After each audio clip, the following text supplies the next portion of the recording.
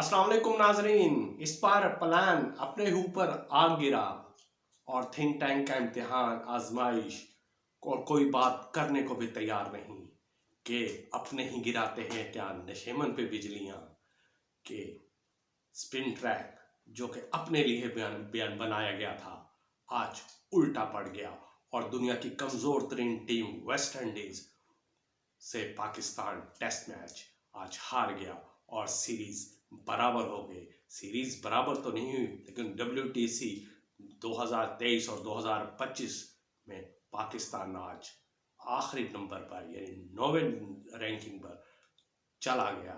इतनी बदतरीन कारकर्दगी, यानी कोई बात करने को तैयार नहीं, कोई जिम्मेदारी कबूल करने को तैयार नहीं है। क्या हम पिच को तैयार करने में क्या जिम्मेदार है, किसको जिम्मेदार ठहराए? अपना होम ग्राउंड पिच अपनी ही मर्जी की बनाए, लेकिन उस पिच की मर्जी से ये हुआ कि ऐसे पिच का रवैया चेंज हुआ कि जो चौथे और पांचवें दिन पिच चेंज होती थी वो तो ऐसे लग रहा था कि पहली बॉल से ही अंदाज़ा हो गया था कि दोनों टेस्ट 2 या 3 दिन से ज़्यादा नहीं चलेंगे। और यही हुआ कि दोनों टेस्ट दूसरे दिन और तीसरे दिन तक महदूद रहे। और लेकिन दूसरा टेस्ट वेस्ट इंडीज ने पाकिस्तान को 120 रन से हरा दिया और पाकिस्तान 9वें रैंकिंग पे आ गया।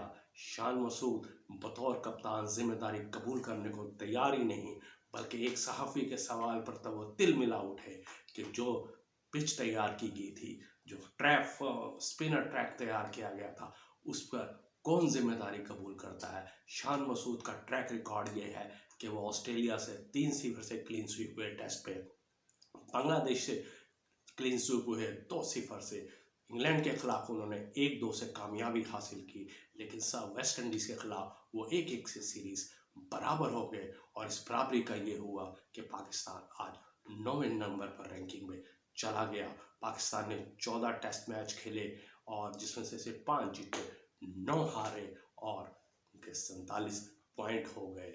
WTC में 2021 से लेकर 2023 तक, 2019 से 2021 तक पाकिस्तान ने छठी पोजीशन हासिल की थी। 2021 से 2023 तक के टेस्ट चैंपियनशिप में पाकिस्तान ने 7वीं पोजीशन हासिल की और 2023 से लेकर 2025 तक पाकिस्तान ने आज सबसे बदतरीन कारकर्दगी 9वें दर्जे की 9वें नंबर की रैंकिंग हासिल कर गई। इसके जिम्मेदार कौन है? क्या हम पिच को बनाने में रेड लाइन क्रॉस कर चुके थे, 2 कदम आगे निकल चुके थे कि पीछे हटने का रास्ता ही नहीं बचा, 2 कदम आगे बढ़ गए, जहां रुक जाने की जरूरत थी वहां रुके नहीं और चलते चलते गए और ऐसा चले कि अपने ही पाँव पर कुल्हाड़ी मार दी कि जो हम स्पिन ट्रैक अपने लिए बनाया जा रहा था वो वेस्ट इंडीज के स्पिनर्स ने उस ट्रैक को यगमाल बना लिया और ऐसी कारकर्दगी दिखाई कि पाकिस्तान दूसरी इनिंग्स में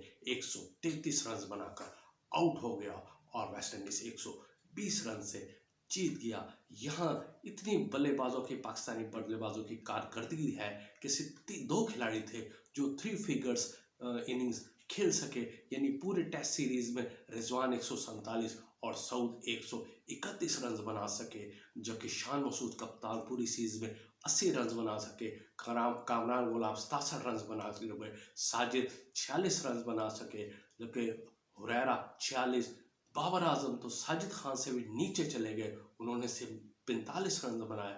सलमान अली आगा भी साजिद खान से नीचे आए, वो सिर्फ 40 रन टेस्ट सीरीज में वेस्ट इंडीज सीरीज के खिलाफ बना सके। इतनी बैड कारकर्दगी, गंदी कारकर्दगी, बदतरीन कारकर्दगी, इसका जिम्मेदार कौन है?